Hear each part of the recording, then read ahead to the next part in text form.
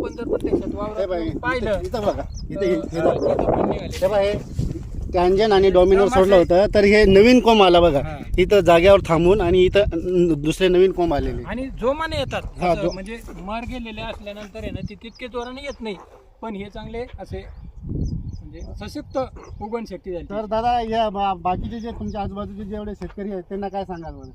त्यांनी आता याचं हे औषध आणून सोडायला पाहिजे. तिथं जिथं सड लागली किंवा नाही लागली अशा ठिकाणी जरी सोडलं तर पुढं भविष्यात सडीचं प्रमाण थोडं कमी होईल असं मला वाटतं.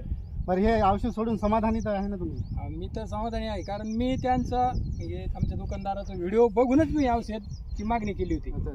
कारण त्या व्हिडिओमध्ये हे मला तरी 8 दिवस झाले, पण तो व्हिडिओ आधीचा होता, म्हणजे 1 महिना आधीचा असेल तो कदाचित.